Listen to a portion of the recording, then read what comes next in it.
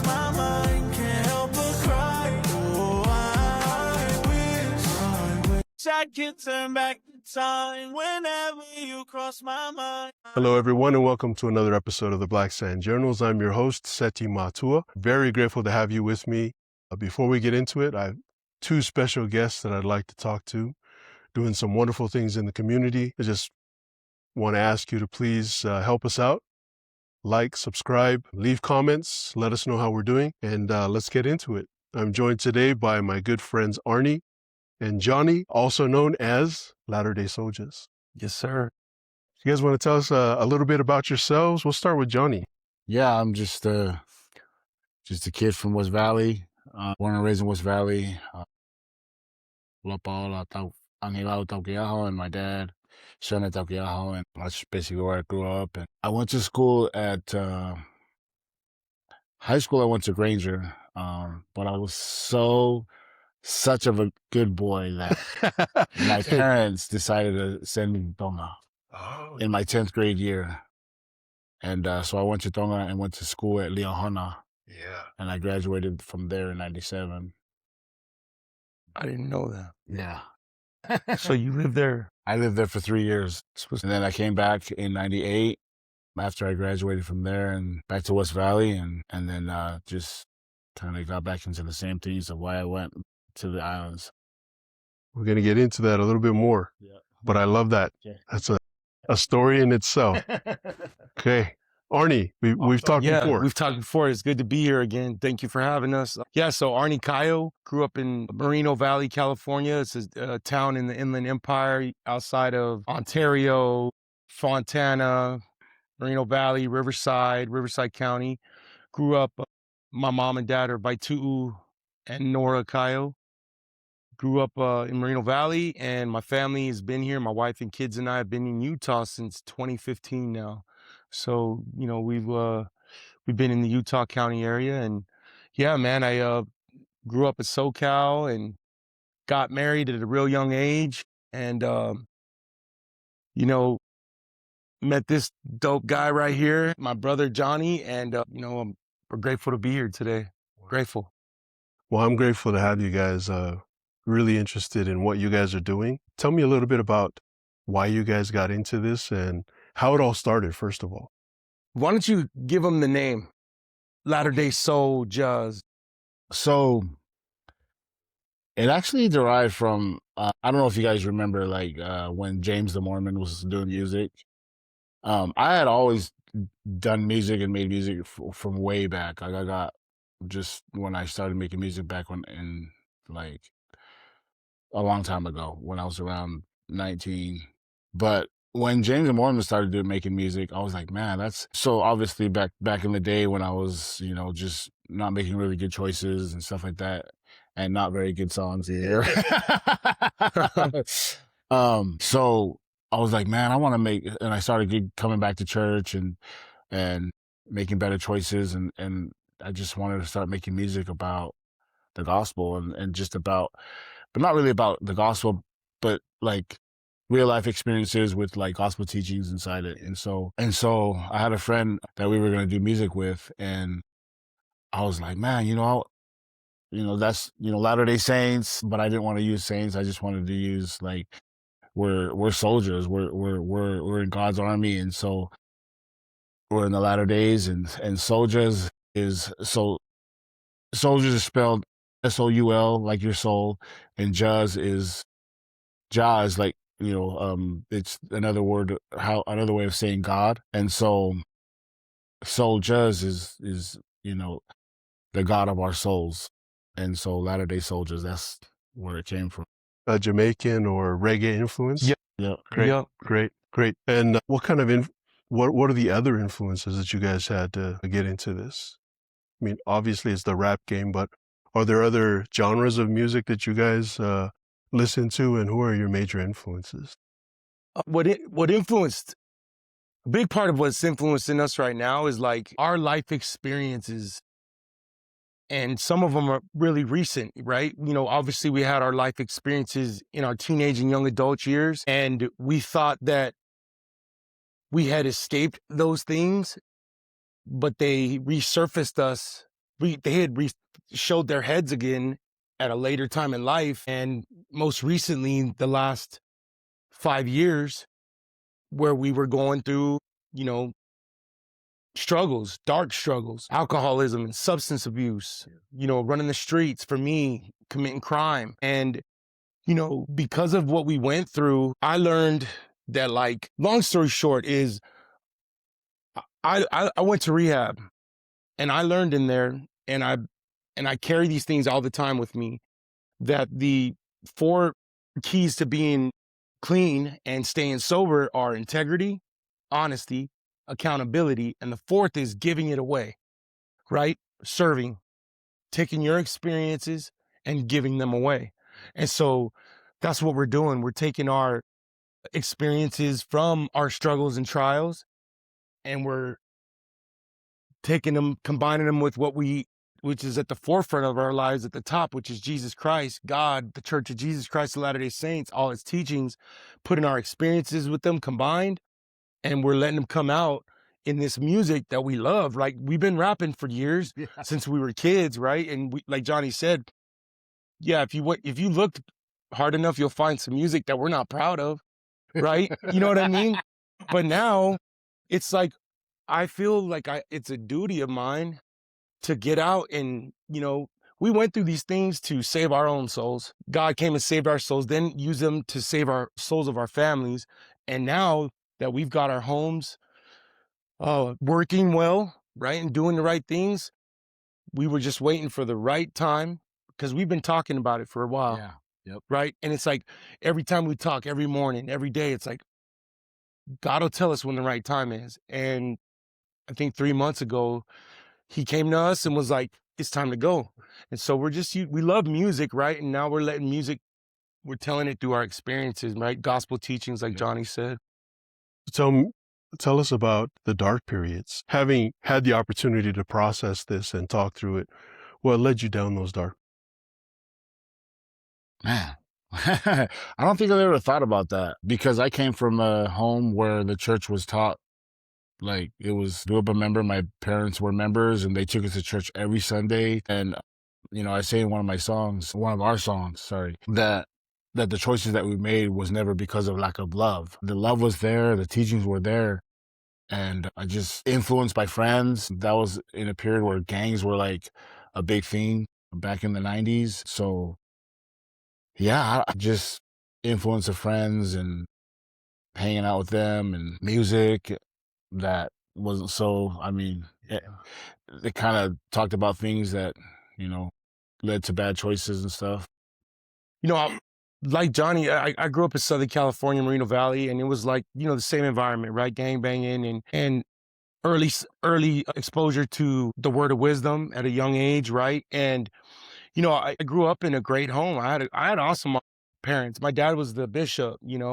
Imagine having your dad as the bishop in high school. Pretty tough. You know what I'm saying? Samoan Ward, Ironwood Samoan Ward in Moreno Valley, and then he became the patriarch. So, like, I had great examples. For me, I fell, and now that I've looked back on the last 21 months of sobriety now, and being clean and what I call born again, to be honest, right?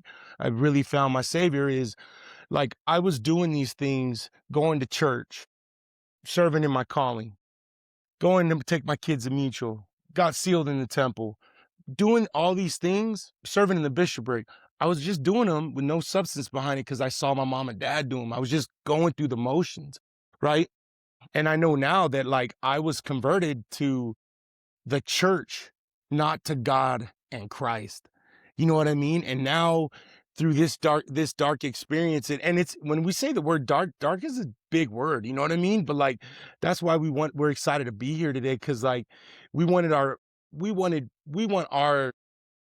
all the awesome people that are listening to this music to know. It'd be very helpful to know our backstory, you know what I mean? And so it's good now to know that, like, I am converted to God in Christ, and now united with the church. You know what I'm saying? Which I had it backwards, right? And so that's a big part of why I fell. But a big reason why people struggle with substance abuse is, and I believe in the Polynesian community, that in my opinion, there's not a lot of education out there in the Polynesian community about substance abuse, right? And a lot of us turn to that because of childhood trauma or adult trauma, abuse, right? Different mental or emotional struggles, you know what I mean? Filling a void, you know what I'm saying? Trying to find something to Numb the pain. yeah. Yes, numb the pain, right? Because you don't know how to deal with what you're going through. But again, back to a lot of us don't know that we have these things that we haven't taken care of from childhood or from young adulthood that are causing us to turn to these things. You know what I mean? No, that makes a lot of sense. And when you talk about education, you mentioned of the four things that you have to share these things. Is it fair to say that you had to be stripped of everything in order to be someone new, to be rebuilt? Because the way that you built your life, and this isn't a dismissal of the things that were taught in your home, but your choices led to you building a life that was totally different from what you felt it should have been. But you had to be stripped away of all of that in order for you to turn to the right light, Right. to become a better person. You hit it on the head. Yeah.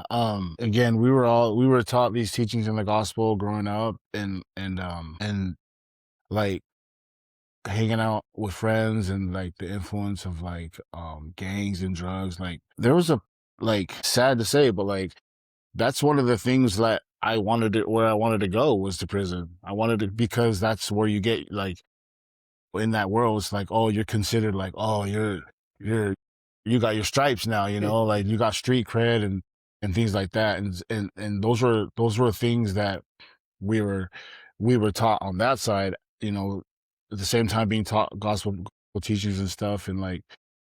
And so as a kid, you're just like, wow, I want to be cool. I want to go to prison and then like try out these different drugs. And when I went to prison, to jail, and like, that's kind of where I found God.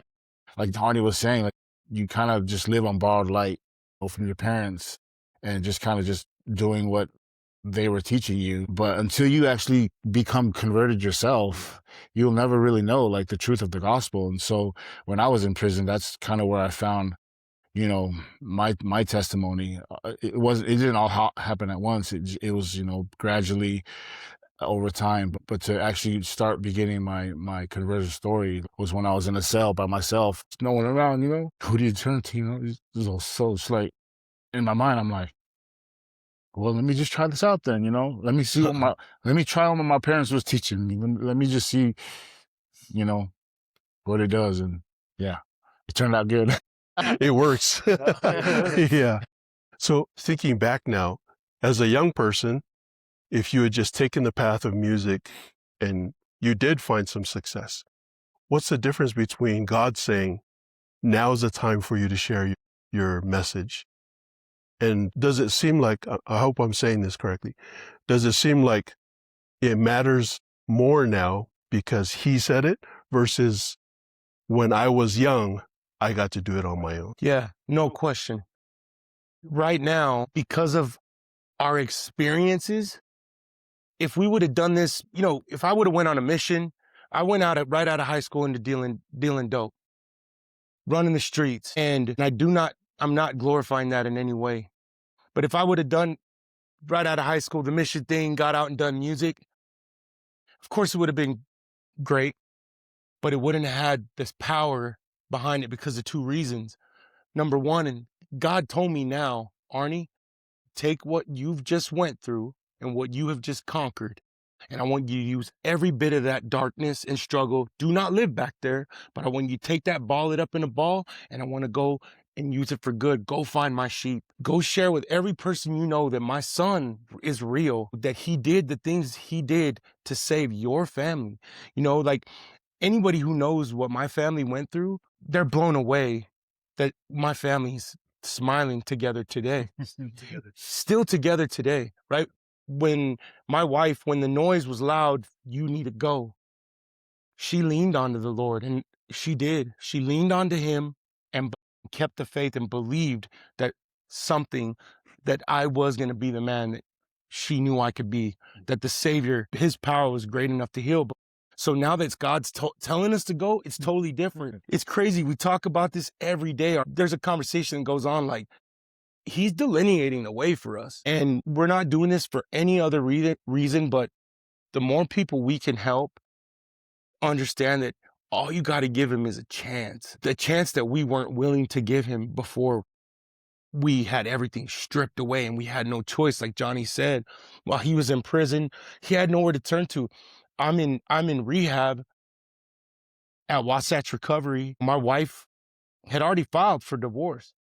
You know what I'm saying, Crystal? My children, I had like this last meal on a Saturday morning, August 24th with them at my parents'. Met them up there. We had the last meal per se.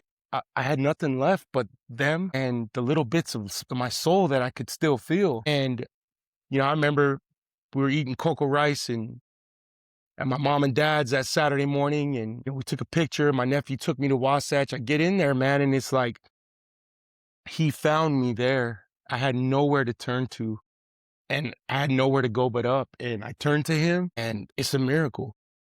And no one could tell me no different. I didn't read this in a book. Nobody persuaded me to say this. Nothing that anybody said at church prior to this experience, I hate to say it like that, if that makes sense, has affected this more than the experience I had with my Savior.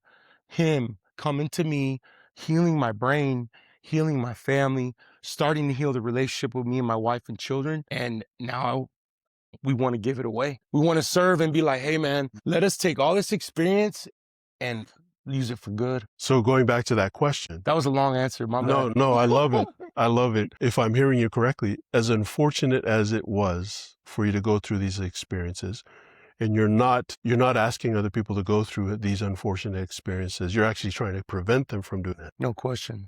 But as unfortunate as it is, they were essential for you to be able to share this message. Tell me more about that. Yeah, we just want to ball it up and give it away, man. But yeah. I saw a lot of people out there. When I say while I was out in the recovery world, it's a term meaning when you were out and not clean. You know, when I was out that 4 years in the street, I saw a lot of our people, meaning members of the Church of Jesus Christ of Latter-day Saints, brothers and sisters. I saw a lot of our Polynesian people out there who were going through the same things, but that thought that there was no hope, man. And I was looking, even there in my addiction, man, you know, on fentanyl, methamphetamines, alcohol, you know, I still had the sense like God would still come to me when I'm with these people. And I'm looking at them and I see like they think there's no hope, but God would still come to me and I'd be like, no, that's not right. There is hope. You know what I mean? So I saw so many people out there that think that there is no way back from this, you know, that there's no way back from this darkness. And like, for us, it's like, dude, I got to get out and tell these people, there's people out there that are waiting for us. My members of my family, good friends of ours that we love, right? People we don't know that need to know, like, no, whoever has made you feel this way, which is, we know we know his name, right? The adversary. I think a lot of times the word of wisdom we get the short end of the stick, in my opinion, because we have the one sin that's visible to the naked eye. You could smell the cigarettes. You could see the change in our bodies. You could see the change in our facial features, the way we act, right? And so I feel like a lot of times people with the word of wisdom struggling, specifically substance abuse, they get the short end of the stick of judgment. You know what I mean? When in the end, like the only difference between us and anybody else are we all bear a different cross, right? You know what I mean? And I want people who are going through similar struggles in the church to know, like, show up there just like anybody else shows up there. We're all sinners. We're all sick. That's why we go to church on Sunday. And that's what we want to do, is just educate people about addiction, educate people about Jesus Christ, you know, healing through the Savior. You know what I mean? Because there's two pieces of it, right? It's like, for the longest in those times, and I said this on the last time we were linked up, was like, I still prayed, God, please help me. God, please help me. If you're there, please help me, God. But I was doing absolutely nothing from on my end of of doing things, right? I just wanted to say, which I'm sure, and I know God does do miracles where somebody asks with sincere heart and real intent, he delivers. But in my case, I was asking, but things were still, he was still taking care of my family, but like, he wasn't going to help me in the sense of like, make everything better. I had to get up and I had to choose to go and figure my life out.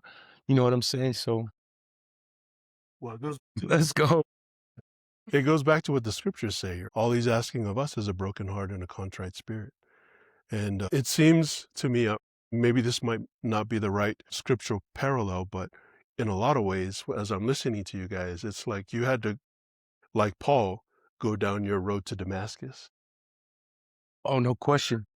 You may not have been persecuting the church, but you were persecuting yourself. And it took that moment where God said, I always taught people that you can take the opportunity to humble yourself, or God's going to humble you. And it sounds like God humbled you guys. I mean, you're sitting in Liahona trying to figure out your life, or you're sitting at Inland Empire and things are happening around you, so you're just reacting to the situation. But now that you have the light of Christ, you guys were broken, you had a contrite spirit, and like you said, Arnie, he's going to help you, but you have to help yourself first.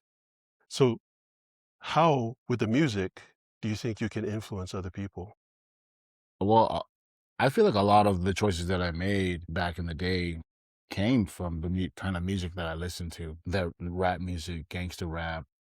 And so if that kind of music can really influence me and tell me that it's okay to live this way, which I found out later isn't, then our music can influence someone in a direction that is the right way. James the Mormon is a great... And I also think that like a bit, also another side of that is, you know, social media, the world right now, the big screen, like we said in the song, you know, it's a lie. You know what I mean? And kids think, specifically the youth, right? They think that it's so cool. This music is so cool, which, you know, we know, and I'm not going to say think, but we know that we can make good, clean music as members of the church that can be just as cool. And you'll bob your head just as much as you do to Lil Beezy or Yellow Beezy, excuse me, or I just exposed, that's who I used to listen to.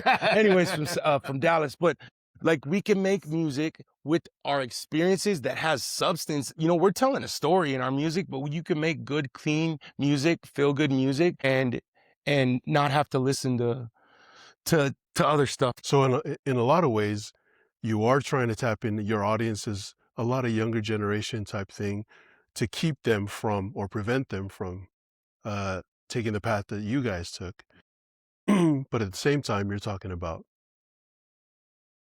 well, let me ask you this. You said that it's a visible sin. So some of the things that you experience are visible. What about the people who are hiding it? What do you say to them? Whether it's drugs and alcohol, substance abuse, or pornography, things like that. Addiction, this is a kind of different couple parts of this answer to this. So if you ask the question of why don't people who are struggling with the substance abuse, alcoholism, pornography addiction, why don't they get help? What prevents them from stopping, right?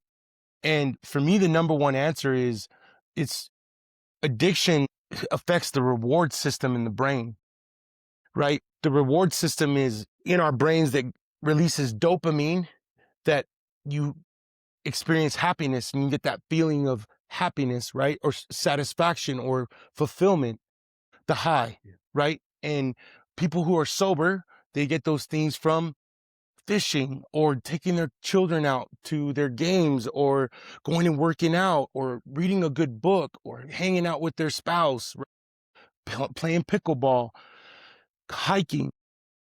When you do drugs for a long time or alcohol, anything like that, they give you a fake sense of reward and it over releases the dopamine in your brain. Okay. So long story short, over a period of time, people when I was on drugs, when I was on drugs, there was an over release of dopamine. I needed them to trigger the reward system in my brain to feel that high. So when I didn't have them, I was low. I didn't feel those. So I was chasing that dopamine high. You know what I'm saying? So a lot of people, they don't quit because of that reason right there.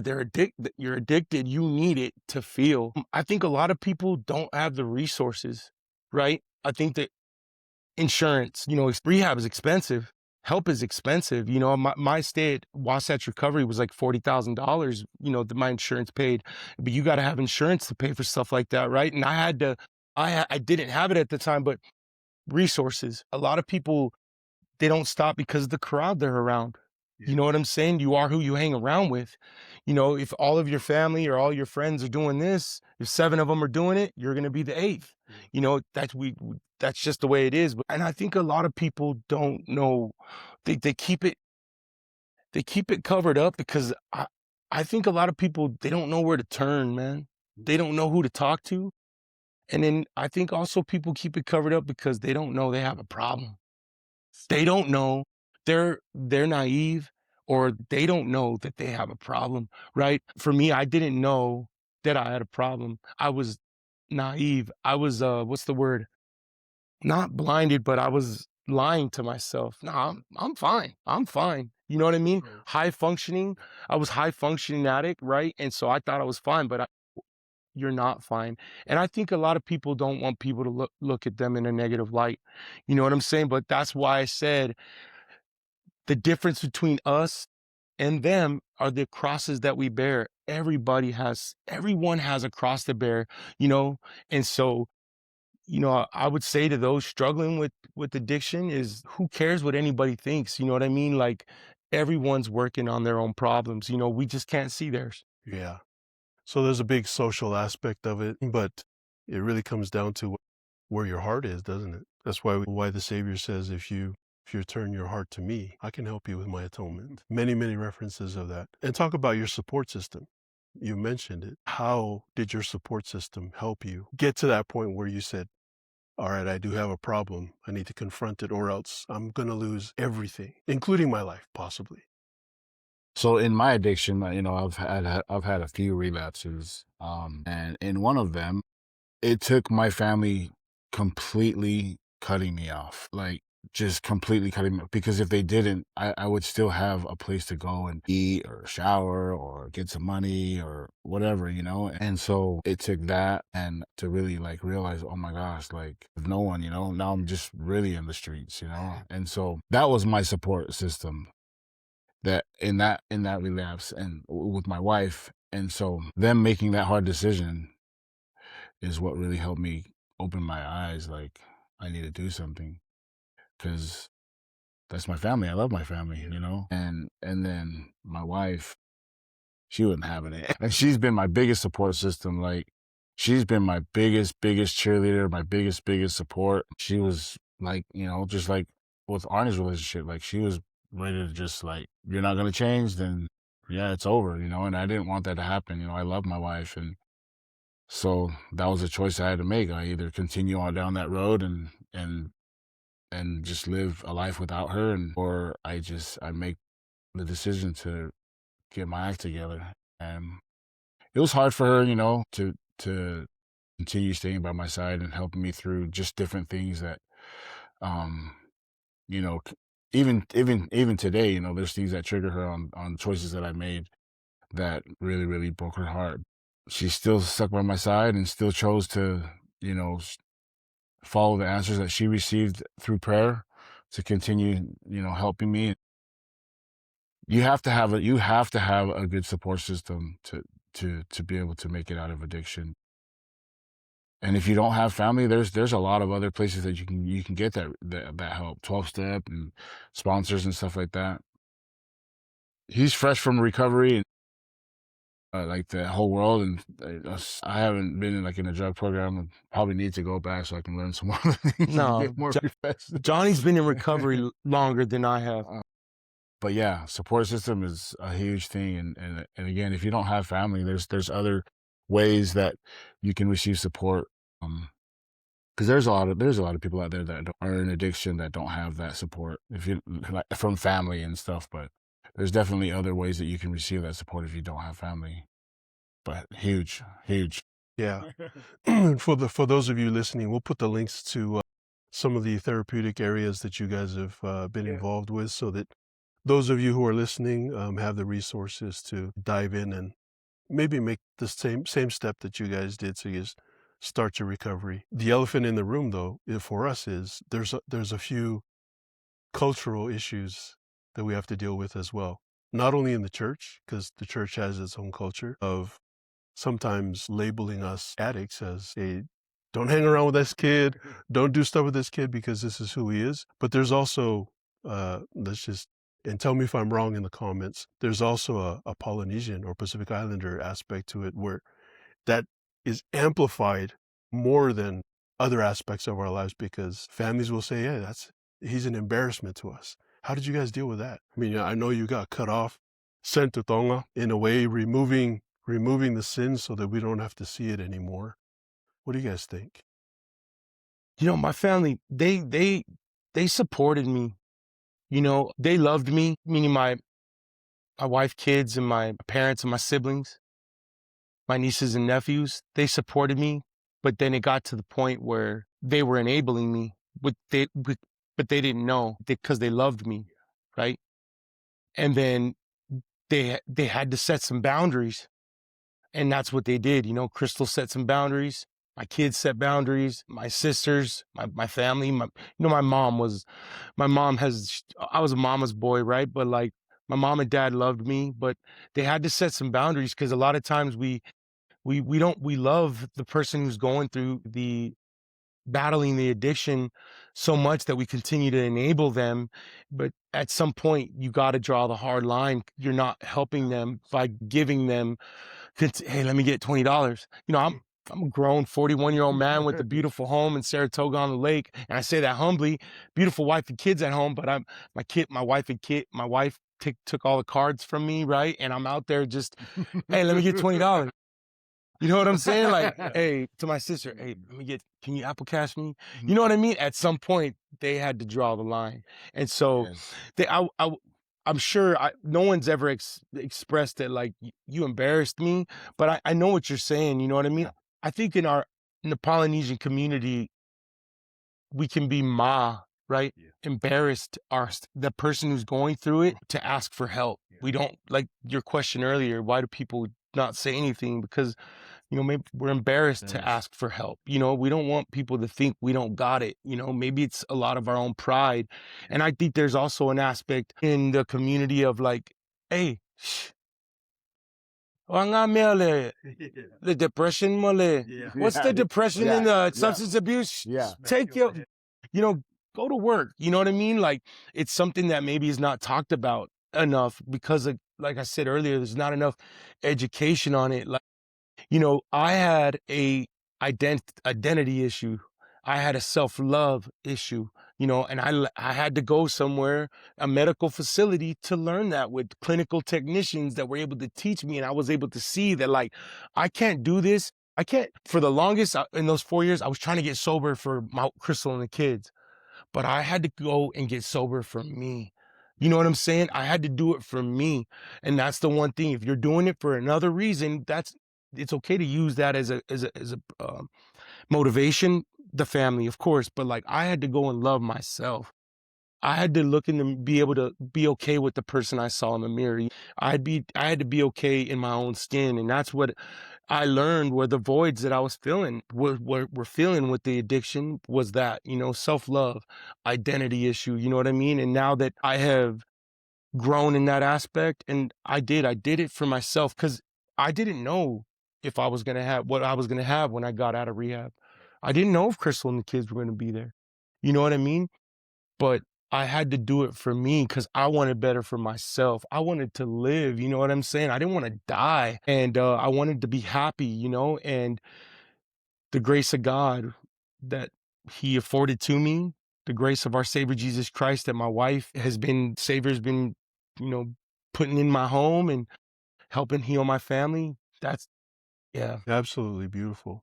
And as you're talking, I had this thought that isn't that the same with God? Tell me if I'm going down the wrong path with this. That yeah, it's okay, like you said, to have your family, the borrowed light, a borrowed testimony, but it really comes down to, do you really want to know God? And once you know God, then all the other things become a blessing to you. Do you feel like you're more grateful for things that you have now because you see what is on the other side of the spectrum here? What do you think, Johnny? You're smiling. I'm very grateful to have what I have now and the knowledge that I have now. Because it's such a fulfilling and like a real true happiness that I feel compared to what I thought was happy. Like just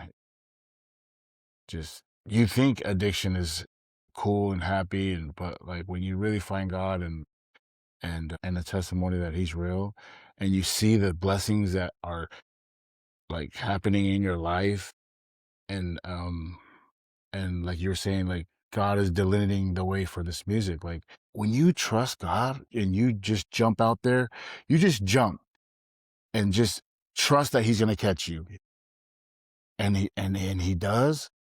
You're like, wow. And so, yeah, I'm just very grateful, so grateful. And you know what? I don't regret anything I've ever done. I mean, I regret hurting my family, but I really believe that we did go through these things so that we can now share our experiences to, like you said, help prevent someone else from going through that. Save souls. Save souls. And would it be fair to say that your dopamine now is God? No question. Like our dopamine, my dopamine get released showing up from work, getting home, and my children and my wife looking into my eyes and seeing that I'm sober. You know what I mean? My dopamine is released when my son asked me yesterday, Dad, can we go to Five and Below and buy me some cards? And instead of me I'm physically there, but I'm mentally, emotionally there, but being able to get up and go do these things with my children. I mean, my son's about to graduate, being able to be there when my son graduates and sober, but I wanted to answer a little bit about your questions about the gratitude. Like me and Johnny, and I can speak for both of us, but we look at things totally different. And I know some people might say that's crazy to look at things like that, but when we wake up in the morning early, I work in Heber. When he wakes up, we were up at the same time. Boom, we're texting, but we don't look at it as, dang, I got to get up and go do this all the way in Heber or Camas area. But we look at it as, or like, man, I'm tired. We look at it as, I get to get up this early and go to Heber and take care of my wife and kids. My feet get to be tired, you know what I mean, from working all day. I get to do these things, you know what I mean? I get to get up and go take my kid to her singing lessons, whatever it is. We get to do these things because we almost didn't have them. We look at them in a totally different light. And it's all about perspective. It goes back to the song that we learned in church when we were children. Count your many blessings, name them one by one. It sounds so silly and cliche, but it's so true. Now that we've been through that, I get to do these things. I get to go do the yard today. You know what I mean? I get to go take my kid to his tournament later. I get to do these things. And so it's all about your attitude. It's all about your perspective. And I know people, we're on this dopamine high right now for our families, for Jesus, for the Lord. And it's easier said than done. I know sometimes it's hard to say, I get to go do these things, but for us as in recovery, man, I get to do these things. And that's the way I look at it. And when something's bugging me or something I don't want to do, Arnie, you get to do these. Get up and go do it. Yeah. I need to learn from that. Because I'm one of those guys who's like, oh, man, got it. Just dragging through the day. But it's so much better than the alternative, isn't it? It is. It is. And the alternative is you let the power of the words that you think the thoughts that you think in your brain, then the power of the words that you let come out of your mouth, they write the narrative for your day, right? And we get to wake up every morning and God gave us our free agency. And one of the things we have free agency over is writing the narrative of your day. Regardless of what comes my day, I know it sounds crazy, but this is where we look at life right now because of where we were. Is I get to write my narrative today. It's gonna be a good day. No matter what comes my way, not every day could be good, but every day I could choose to do good. And it shows in your music. Getting Bars. back to the music, Bars. because I have to confess, I was bobbing my head to your music. It's very positive. There's a vibe to it, isn't there? And if we can share that vibe with everyone, especially understanding the lyrics, because I'm a lyrics guy. If I listen to a song or a rap and I'm like, oh, okay, that makes sense. But if it's just a beat, then it's just hitting right, But if it lyrically it makes sense to me, then it hits a little bit deeper. And I think that's where you guys are headed with this thing. And when I first saw it, I was like, what are these guys doing? But then if I listen to it, I'm like, man, these guys have been through some stuff and it makes sense to me. Even as a person who hasn't gone through the addiction of, substance abuse, but there's other addictions that we can relate to, right? Even a guy who has to climb a mountain with no gear, free solo, right? That's an addiction because that guy has to get to the next cliff, to the next rock to climb.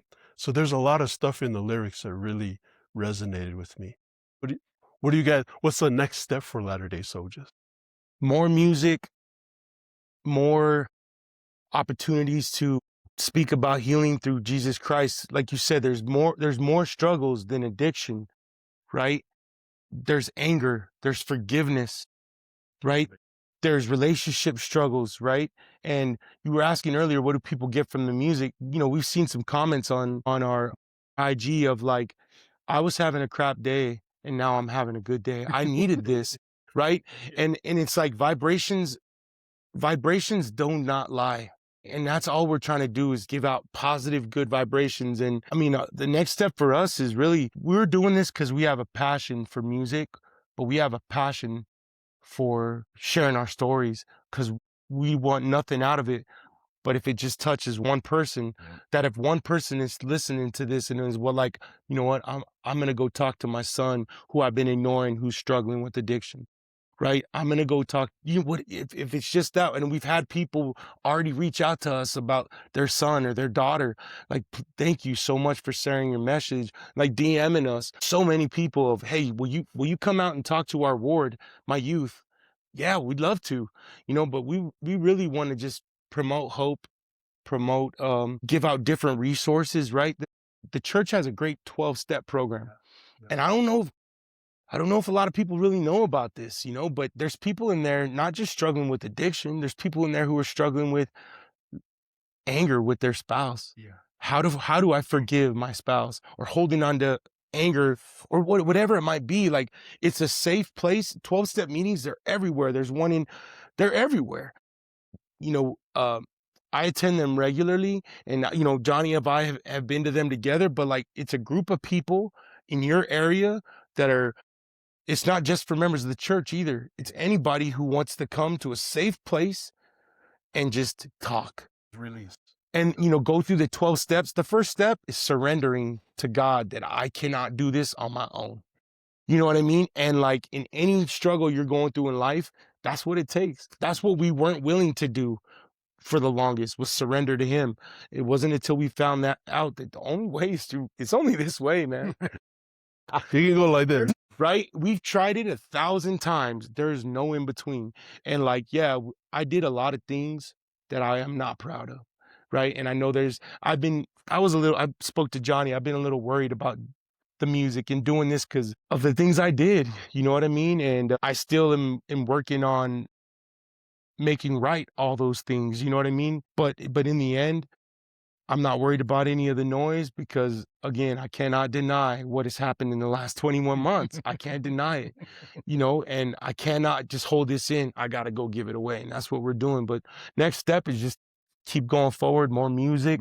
More opportunities to be able to share our testimony and our experiences. Like he said, there's a lot of people that have been reaching out, like, to come do a fireside or speak to youth. We're willing to do whatever we can to be able to share our story in hopes that it'll help someone, make a change in their life to follow Christ. Because it's bigger than me, isn't it? It is. That's the message. Is this stuff is bigger than ourselves. It's for everyone. And I think, do you feel like doing the music helps you focus on what's most important? It's not just the We're aligned right now, huh? No, not playing, no. Like everything you're asking is like, we're just like, man, we're just talking about this. Go ahead.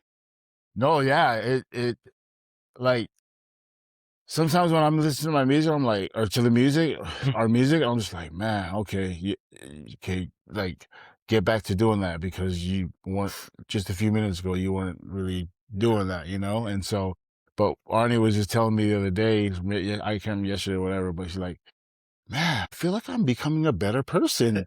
Even his wife is telling him that. Yeah. I know my family group chat with my mom, dad, siblings, my wife and kids, nieces, nephews.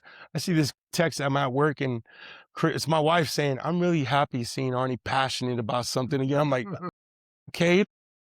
You know, when she's happy about it, that makes me happy. You know what I mean? And like, I think she loves seeing me doing something good. You know what I mean? Like whenever I'm doing good things, that's where the dopamine releases for me when I'm able to do good things and my wife and kids are able to see me do good things. Dopamine release, the reward system's going off. And the world is a reflection of us, isn't it? Right. If we're spitting out hate, anger, whatever the case may be, that's all we're going to see coming back at us. Yep. But now that you guys are projecting this light of Christ, that's what's coming back at you too, isn't it? Right. And that's the delivery of the message of Christ is up to us.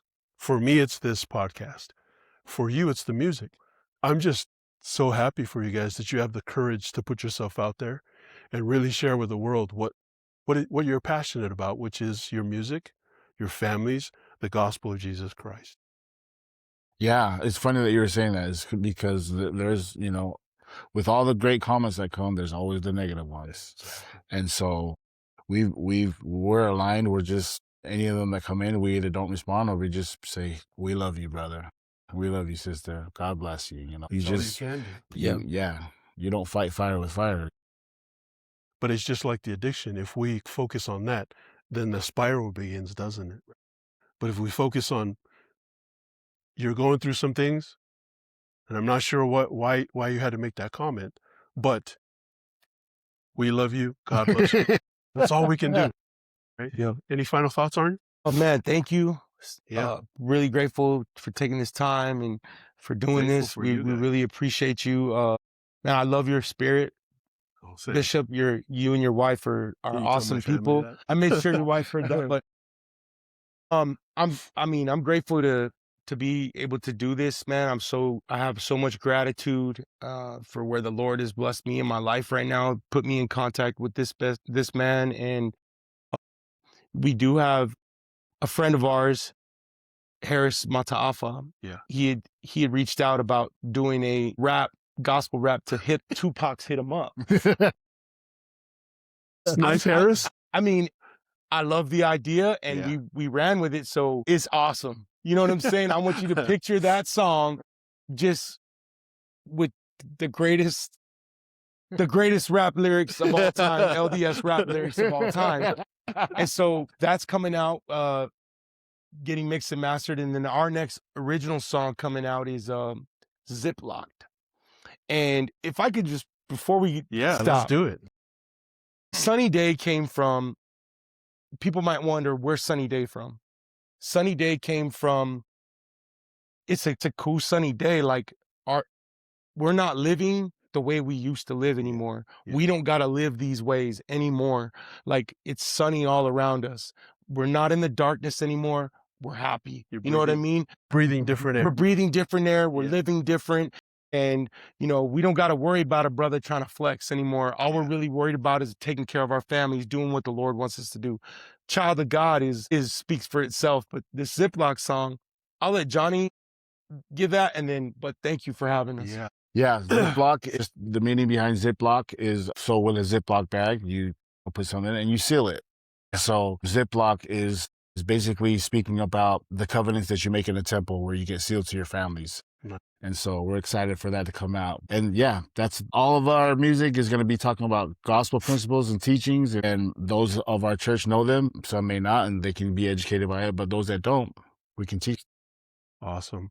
We'll leave your Instagram handles or social handles Thank in you. the comments below, actually in the description of the video. But so grateful to have you guys. I think what you guys have shared here is just the beginning of what we can talk about Yes. for future episodes. Yeah, we'd love And to. I say this all the time, come back, let's talk again. But I'm going to leave it up to you guys. When you're ready to come back, let's do it again. Because as I said, there's so much that we haven't touched that needs to be said.